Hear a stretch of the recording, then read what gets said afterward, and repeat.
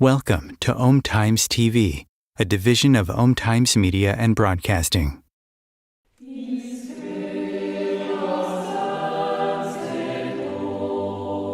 Welcome to the new show, Toward a Solar Civilization, where your host, Naika Gabriel, introduces many experts who will focus on the development of spiritual consciousness, the importance of wisdom, love, and fraternity, and the living knowledge of the laws of nature and the universe. They delve into the profound and transformative ideas of Omraam Mikhaël Aïvanhov that have significantly impacted spiritual thought and provide practical methods to awaken you in a more purposeful, conscious, spiritually aligned way of living. Here is Naika Gabriel, your host. Welcome back to the second series and seventh episode of Towards a Solar Civilization. I am Naika, your host. In today's episode, we will be exploring a way through the age-old dilemma of the battle of the sexes to experience harmony and balance. Carmen, our guide and speaker, will touch upon many interesting topics, including that there is a divine plan or blueprint that governs all creation, and we are a part of it. God and his desire to manifest himself and the world of unity. The polarities that can be found everywhere, for example, as positive and negative, electricity and magnetism, night and day, venous and arterial circulation, acid and base, men and women. The specific attributes and properties of each polarity in their manifestation, the law of attraction and the law of balance and how it relates to the polarities, the third factor to bringing about balance, the importance of having a high ideal, how reincarnation offers us the opportunity to develop the characteristics, qualities, and virtues associated with each gender so we progress towards our perfection, the difference between soulmates and twin flames, and how to pluralize ourselves in all our relationships as to avoid conflict and create more harmony. Over to you, Carmen. If you don't know yet, my name is Carmen. I'm from Canada. I'm part of the Fraternal Forum organizing team to spread the light in the USA. Wonderful mission. I'm also an author with the Aquarian Team, a group of brothers and sisters who write based on the teaching of Master Omraam Mikhaël Aïvanhov. So this talk today falls right on the equinox of fall, and the sun is in Libra. When we chose this title, we did not know consciously that it was going to be delivered at this time of the year when Libra is represented by a pair of scales, like you see there. It's the only astrological sign that is not represented by a human being, means a human being or an animal. And there might be a reason for it. It's the one that represents how important the cosmic balance is in the universe. So what I'm saying today is based on the books of the Master. I use cosmic balance. I use cosmic creation union of the masculine feminine and some from love and sexuality. The same talk as today will be delivered on the 6th of October in Bethesda at the Pathways Natural Living exhibit. And those who come to listen to this talk will have a free book of the Aquarian Team, which is the latest book. And we have Carla here, who's one of the authors. So if you want to have this free book, come on October 6th. Otherwise, it's $19.95. Good incentive, eh? So, when we talk about cosmic balance, we have to consider that as human beings, we are born either as a man or a woman. we don't have options. Unless in rare exceptions a being is hermaphrodite. But that's very rare. What is even rarer is a being who's androgynous. But the situation of being androgynous refers to a spiritual realization. For us, at our level, as a man or a woman, if we want to understand how to keep a balance, might be wise to go and see what is the divine plan. What did the architect on high plan so that it came down and made us a man or a woman? So going back to the source of thing, into the blueprint. So, we know that God is one. But the one, in his bliss and unity, decided to show his creation. He's the architect. So, in order to show his creation, he decided to come out of himself. So, he was like a dot in the totality of himself. But in order to show his creation, he came out of that dot and he became a line, like a line. The dot stretched, but that line has two poles, positive and negative. Out of these two poles, as you come down from spirit to matter, it became masculine and feminine, man and woman. If we go back higher, well, not higher, but in the divine plan where we are, imagine that God, this little dot, is everywhere present. And as he polarized himself, became that, all the little positive, which are emitting, transmitting, pulsing forward, are looking for the complement. They're looking for the other pole. And the negative pole, which is the attractive pole, the one that holds and retains, is looking for little positives. And this is how the whole universe was created, one looking for the other. Isn't that interesting? It formed the whole universe. So God, as one, polarized himself. But he needed, in order to contain all this, some kind of boundaries that we call matter. So we have the spirit, the dot, and matter was like the substance that would contain the elements that are necessary for this polarity to manifest. So in the Kabbalah, it is known that God has a wife, and she is the Shekinah. She is the substance, the primordial substance for which anything will become matter within that infinity. Okay? When we come back lower at our level, we understand that each of our gender is represented by specific characteristics. A man tends to be heroic, the knighthood, the courage, the strength. And the woman tends to be gentle, affectionate, nurturing, and she draws to herself.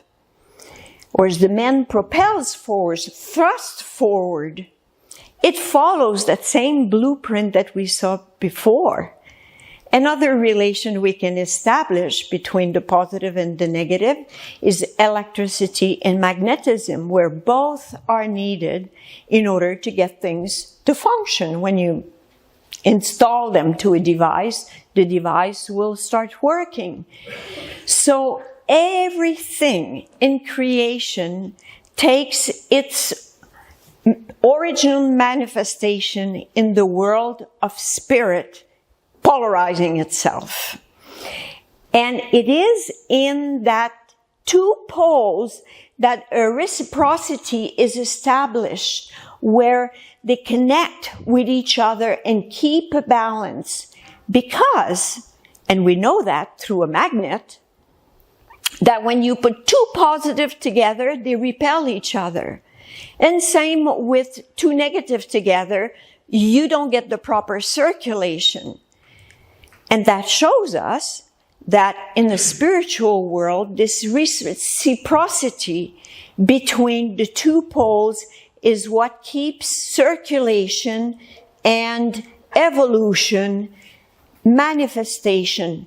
So that's where the cosmic balance comes from. It comes from the spiritual world in this act of balancing the two poles.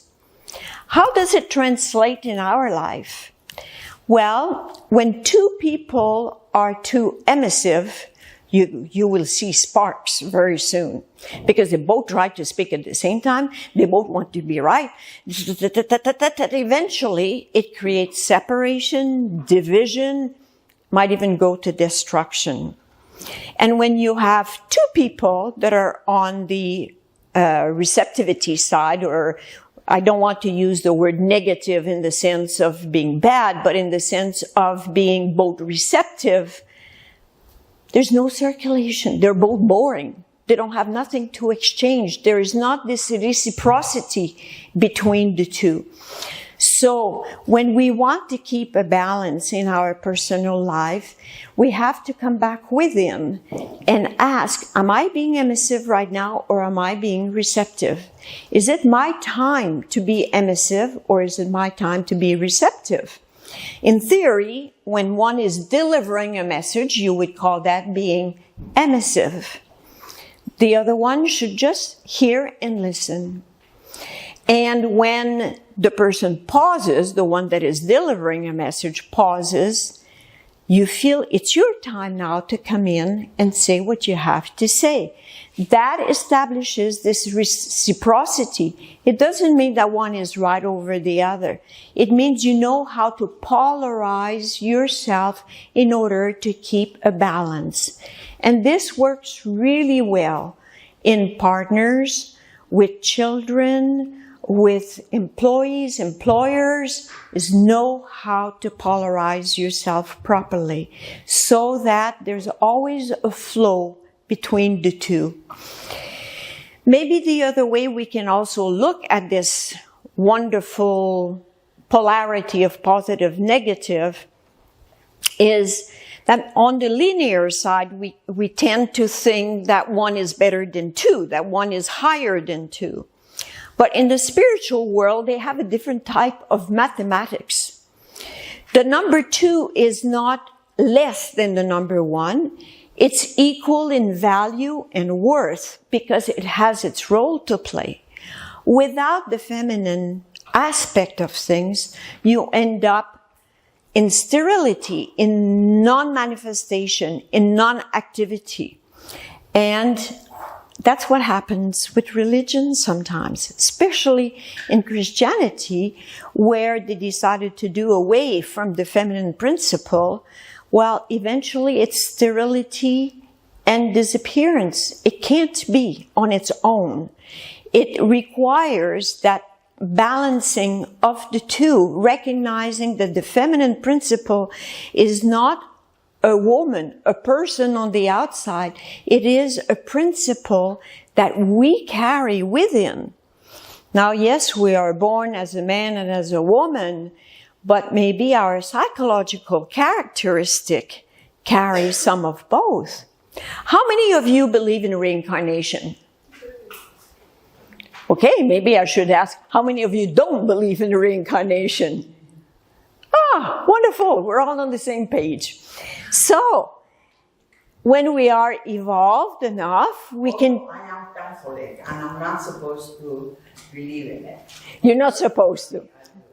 Yes. Fortunately for you, it's for your own benefit. I was born Catholic as well, so I fully understand where you come from.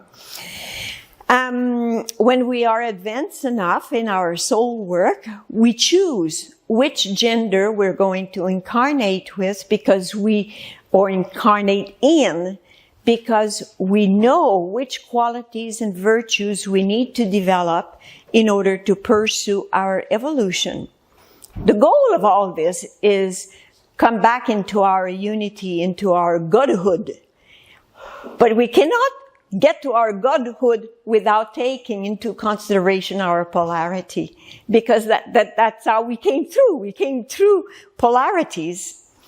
So, if we're not evolved enough to choose which gender we need to pursue our evolution, the 24 elders in the invisible world will say, you need to be a man or a woman, no choice. Go down and develop the attributes that will allow you to grow forward in evolution. So, psychologically, yes, we carry some of each of those properties that belong to men and women. If we take another example in mathematics, and we represent God as being the number one.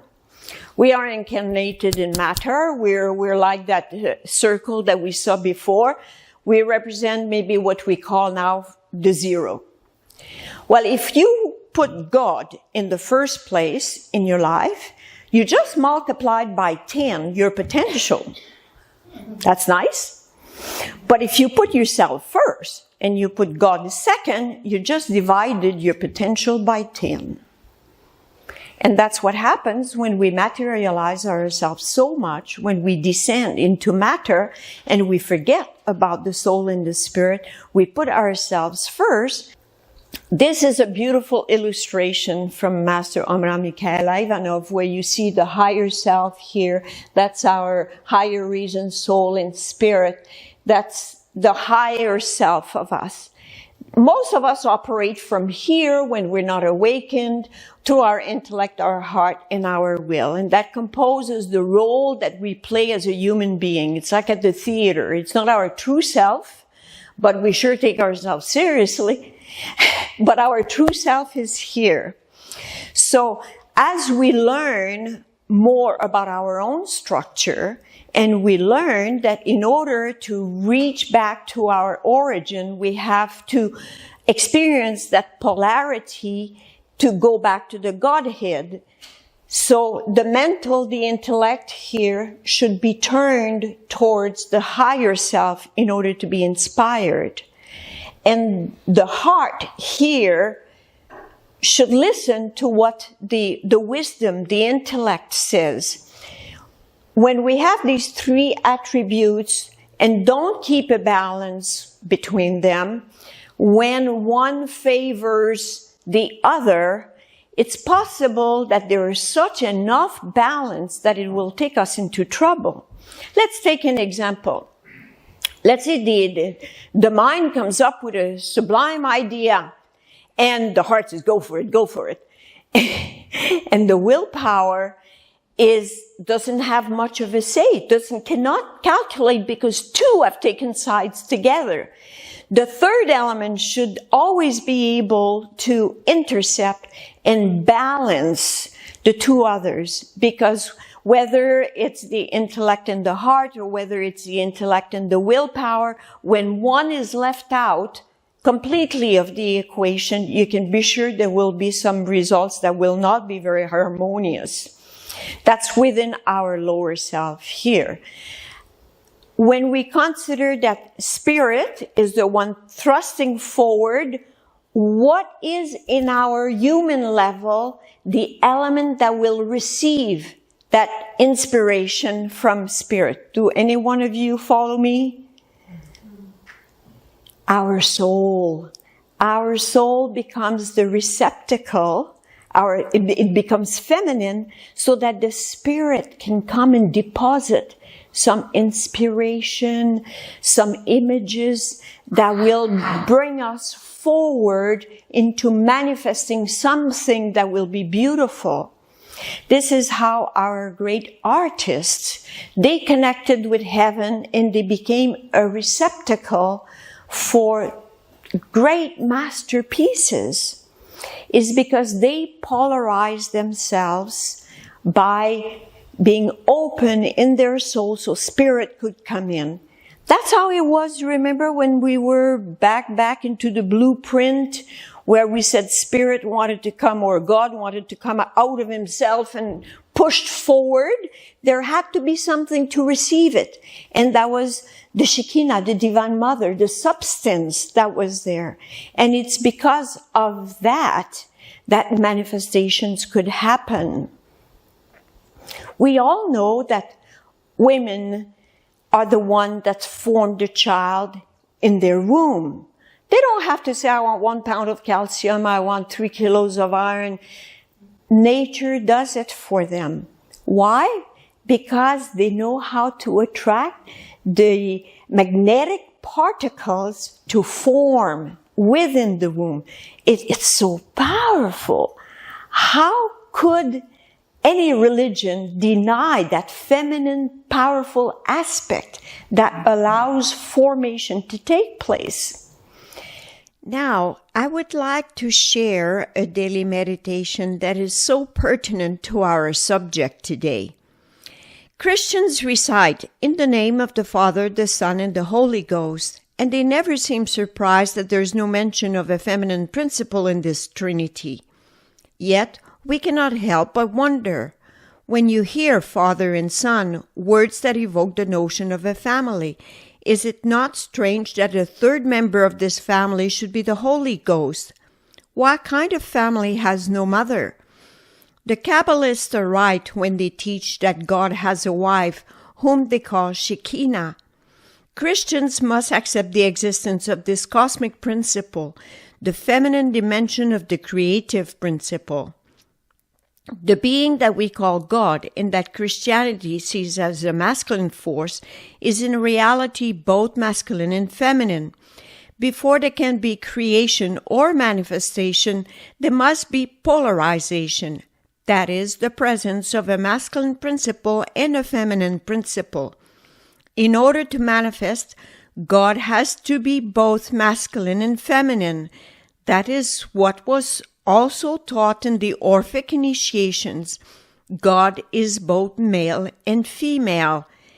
This daily meditation is actually taken from the book Towards a Solar Civilization, a little pocket book of the Izvor collection. Now, if we go a little higher and we say, what if we received a divine seed from a very evolved being who was so disinterested that the only thing he ever wished was the golden age on earth?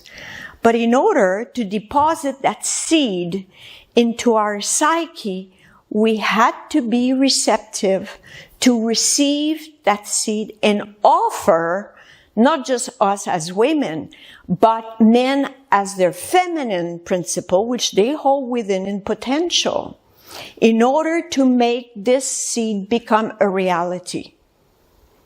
Why don't we try that? Why don't we just sit for a minute and imagine that a great being like the Master, whose whole life was dedicated to realizing the golden age on earth, brought that seed. That was his mission. Bring that seed and make it come true. But he needed people to make it come true. So let's take a minute and offer our energy for the realization of the golden age on earth.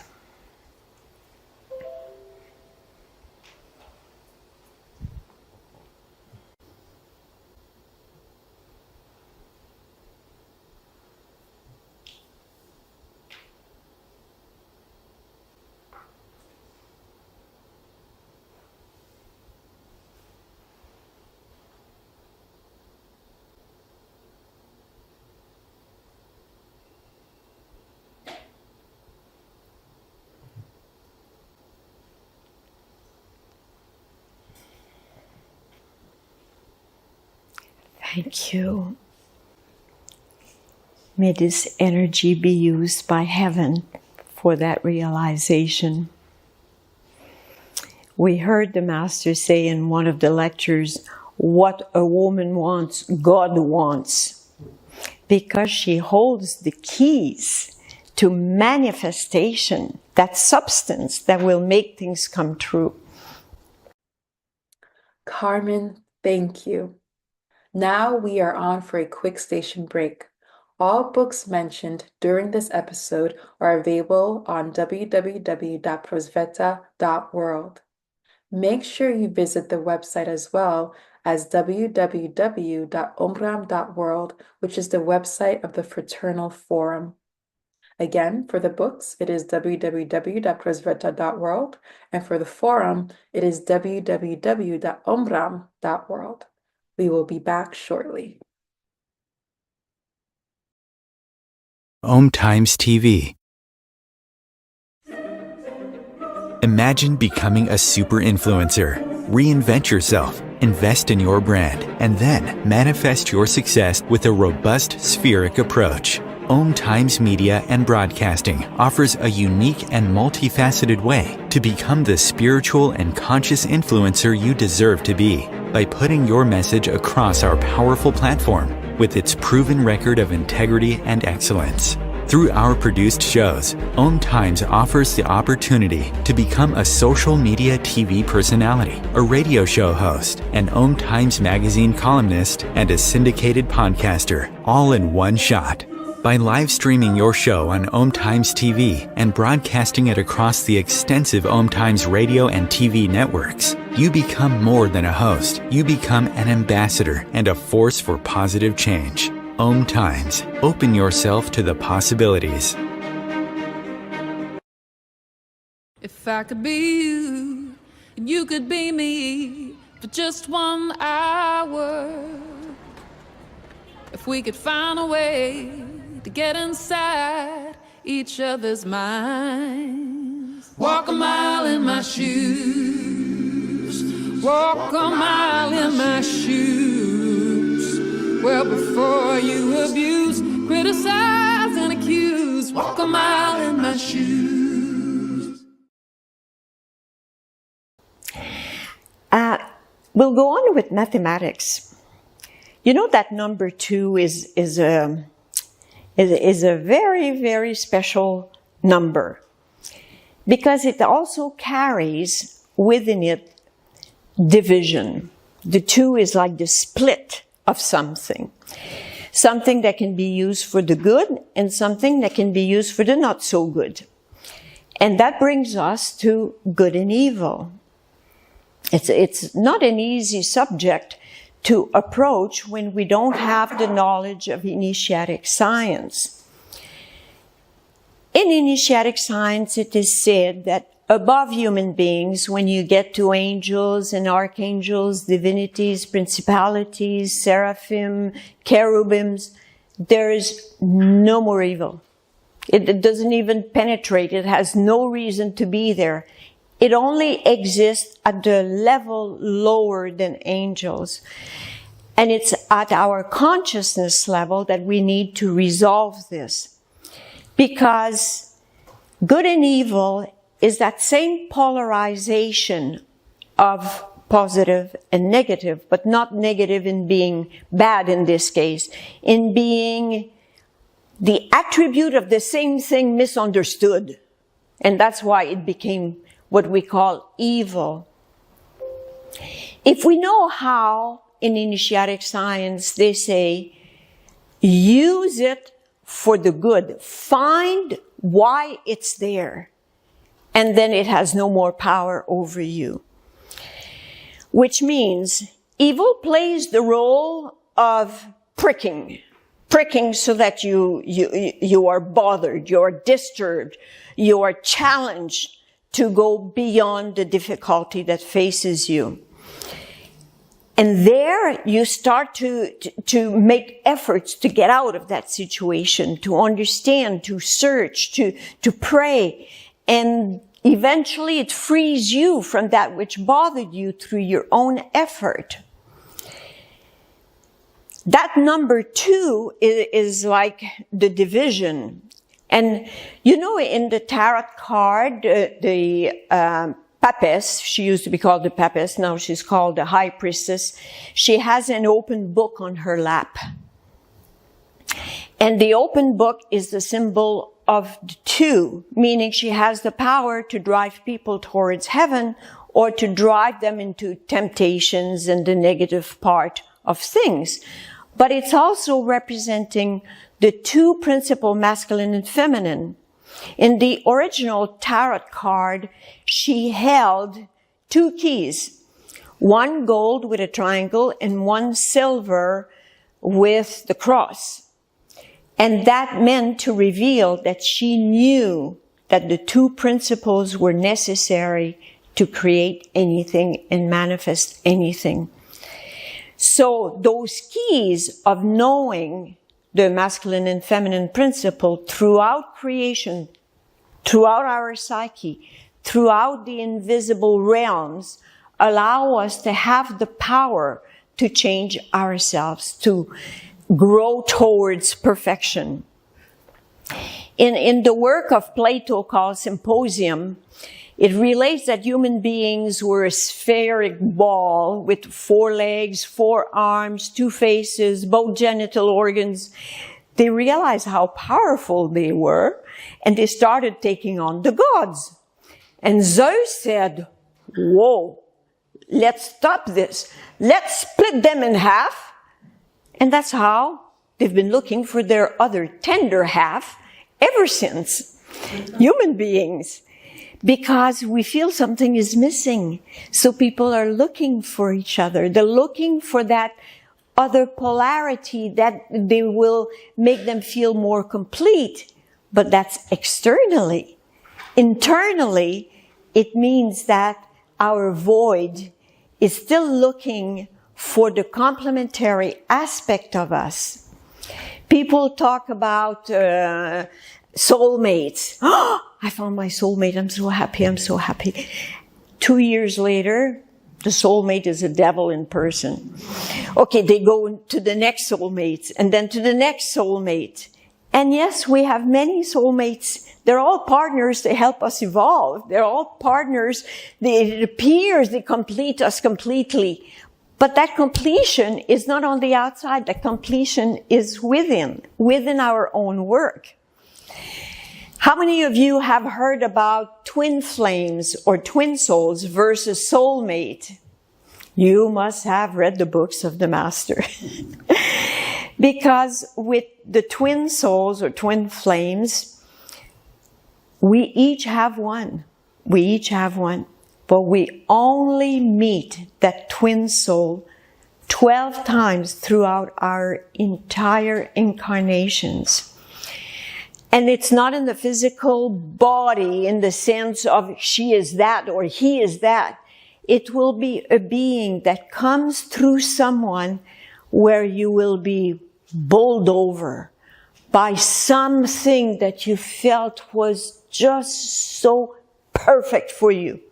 Oops, it's gone. That was the visit of the twin soul. So 12 times throughout our entire incarnations, we have that to remind us that it exists. And the twin souls will never incarnate at the same time. They will take turn so that each develop what is necessary until they attain that fusion. In that fusion, there's the androgynous. There's no need to go any further. The other thing about the papas that I forgot to say, the book that she has in front of her also represents the living book of nature. And if you have the knowledge of those two principles, how they interact, you can read the entire book of nature, and all powers are given to you through this knowledge of the two principles and being able to decode the book of nature, which means in nature everywhere is written the information to help us evolve, to help us realize the two principles. We talked about electricity, magnetism, but even in our anatomy, we have like the mouth and the tongue. The tongue which represents the masculine principle and the two lips, the feminine principle. We have the key with the keyhole that opens the door to the treasure hidden behind. You have the two principles, the key and the keyhole. You find those principles everywhere because they come from the blueprint at the origin of things. So it's really in our favor to recognize where we're operating from, not just physically with our gender, but in our inner work of, am I being emissive when I'm at sunrise? At sunrise, we should be receptive because the sun, which represents the Christ, is wanting to fill our soul. So we have to make room. We have to be receptive in that moment. Like cosmic spirit fertilizing the universal soul. And then forms and forms are generated. When we receive from spirit, through the sun or through our inner work, and we have space to contain the inspiration it sends us, we will come with ideas, we will come, and we don't know where they come from. Well, it's our work. It's our work that produces that by knowing when to be emissive and when to be receptive. It's a wonderful thing to know that it holds itself from the invisible down to all levels of manifestation, down to how we are built. Any questions? Inside, can you please give an example of what is complementary in inside? Yes, well, we have it right here. Okay. The complements, the complementarity between things is our intellect tends to be emissive and our heart tends to be receptive. So that's considered the masculine side and that's considered the feminine side. And when we keep a balance between the two, when we're not all intellect and we're not all feelings, then there's a reciprocity and that allows an oscillation to take place between the two. When there's no oscillation, static position, there's no life, there's no circulation. So what allows one and the other to move, this oscillation, is when we know how to use our intellect at the right time, when we know how to use our heart at the right time. Sometimes our willpower will be the dominating force, will be the masculine force. And it's fine for the willpower to act like this, as long as it's not at the expense and links up with the intellect or links up with the heart and leaves out the wisdom out. Because if it's just the heart and the willpower without taking consideration of the wisdom of the intellect, it might side off. And in the next slide, when there's an imbalance in that oscillation and we end up in a situation of war, the only thing to bring back a balance is to work with the light, create centers of light with prayers and meditation. These energies are maybe very subtle, but that's what starts weighing and creating a balance with the other condition. At the moment on earth, there is so many imbalances because of the state of materialization that we have accomplished. Matter had to reveal spirit, but somehow we got entrenched in matter and forgot the spirit part of it.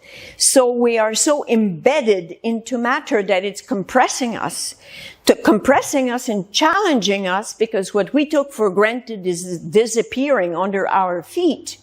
So in order to bring a balance into what humanity is experiencing at the moment is to create centers of light. The work that we do in the Brotherhood is so powerful in the subtle regions because we're working with spirit, we're working with the great invisible universal white brotherhood.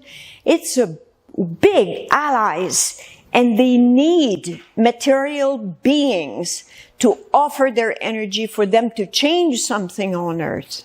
So we are in the best of positions to work for these centers of light, to keep on singing together, praying together, because we're putting energy into that other part of the scale to bring a better balance. But it will never be static position. It's not meant to be. There needs that oscillation or reciprocity between things for life to circulate. And the disappearance, what I'm going to say now, you're going to find it in the book, but I find it extremely powerful. The disappearance of polarity means a lost generation. Think about that one.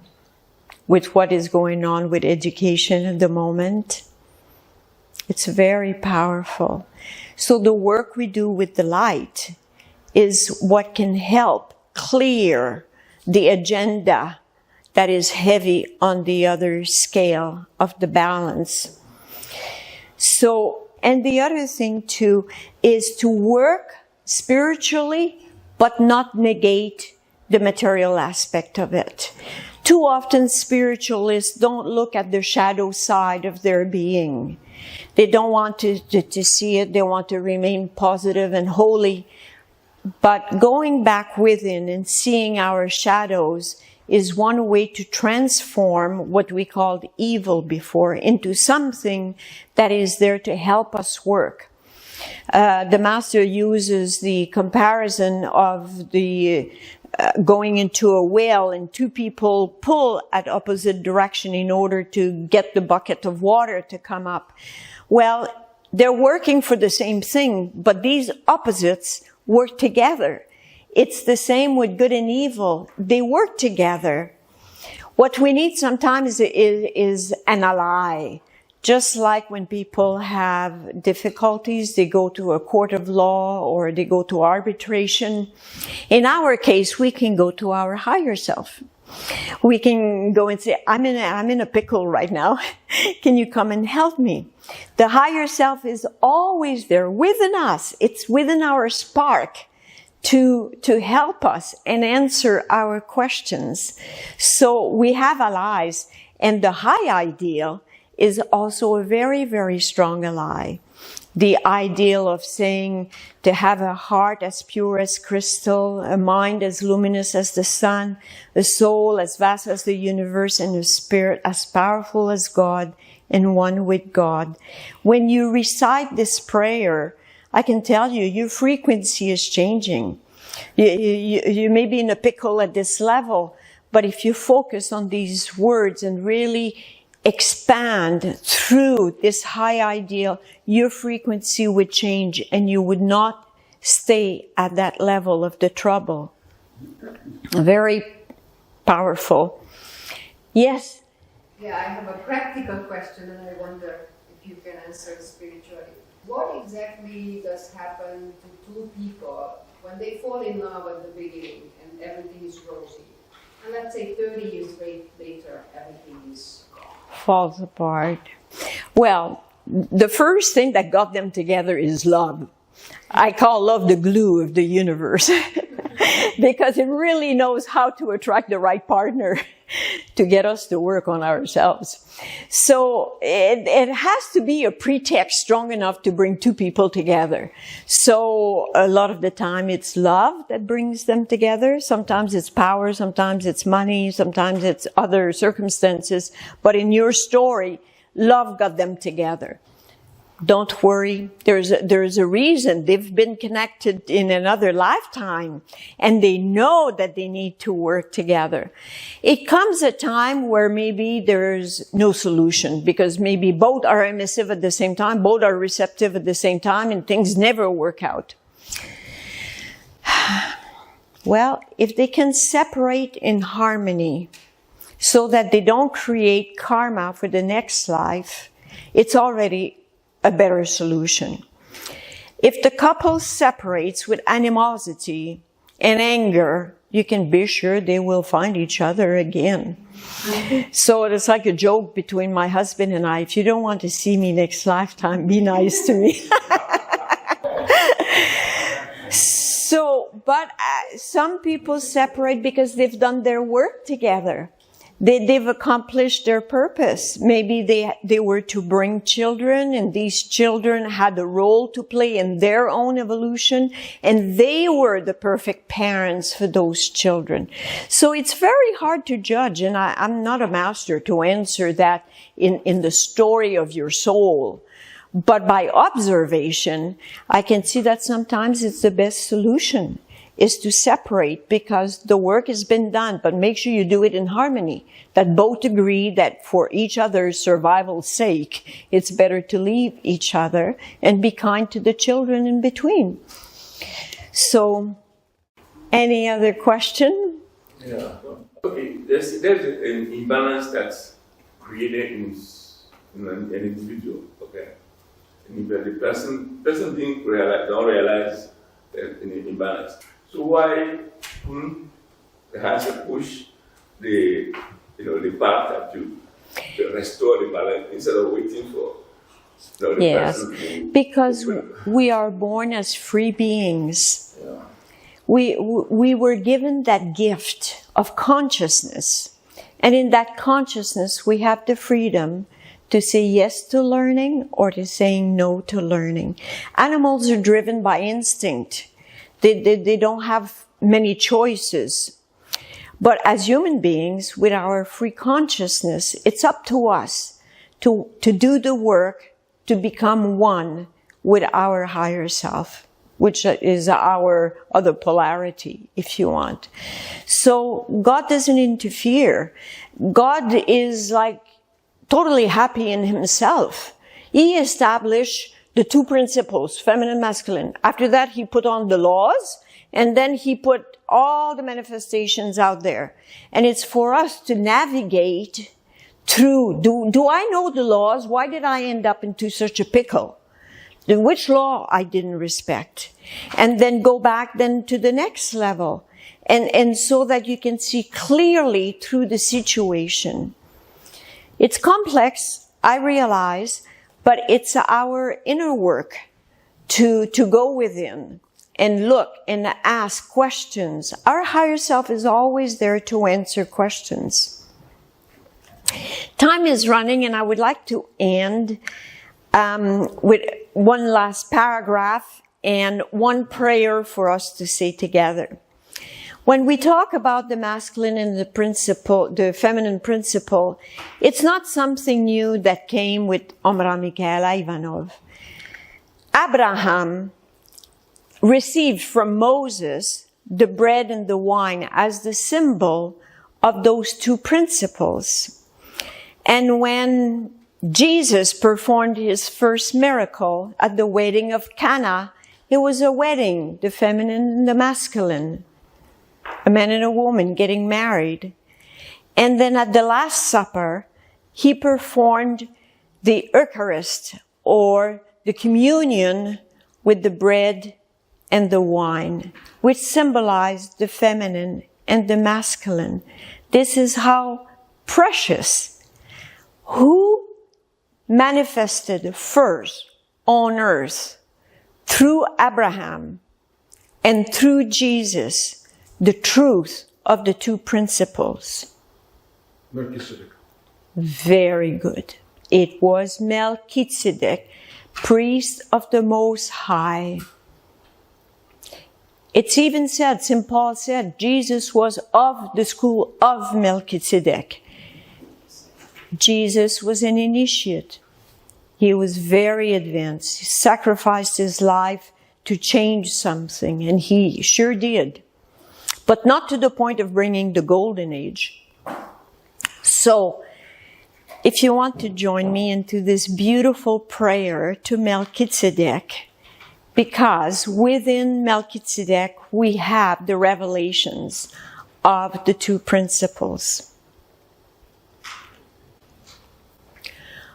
O Melchizedek, King of justice and peace, be blessed, be blessed, be blessed, and be thanked.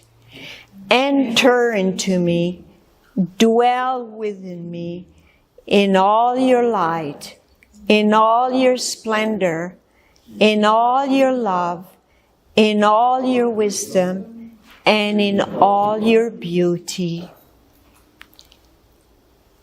O Melchizedek, King of justice and peace, be blessed, be blessed, be blessed, and be thanked. Enter into me, dwell within me, in all your light, in all your splendor, in all your love, in all your wisdom, and in all your beauty. O Melchizedek, King of justice and peace, be blessed, be blessed, be blessed, and be thanked. Enter into me, dwell within me, in all your light, in all your splendor, in all your love, in all your wisdom, and in all your beauty. Thank you. If you want to know more, cosmic balance, you will not be disappointed. True, Lakshmi? And from here, I took some reference from here. And in Love and Sexuality, that's where the Master talks about soulmates and twin souls. Thank you. That was so revealing, Carmen. Thank you. Thank you for such an expose on the mysteries of creation and how it relates to each and every one of us and the entire cosmos. We now have tools to know ourselves better and to use in our daily lives to create harmonious relationships. Several of the elements mentioned reminded me of the very first episode presented in the series Towards a Solar Civilization on the signs of the initiates, or as Omraam Mikhaël Aïvanhov likes to refer to as initiatic science. I encourage you to go and revisit that episode and see how well it fits with the present episode. We would like to invite you to stay tuned to upcoming episodes. Here is a preview of what is still to come. In episode 8, we will explore the arts, specifically music and theater. In episode 9, we'll look into sacred geometry. In episode 10, the 4 sacred sciences of the initiates. Episode 11 will feature a talk on mystical Christmas.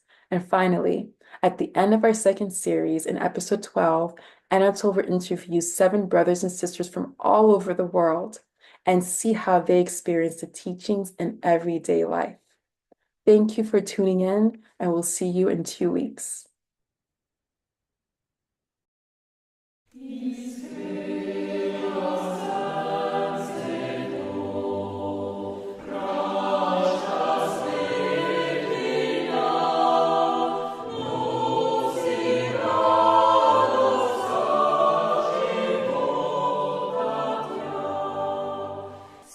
Żywa jest ona, te czuszka, syna żywa jest ona, te czuszka.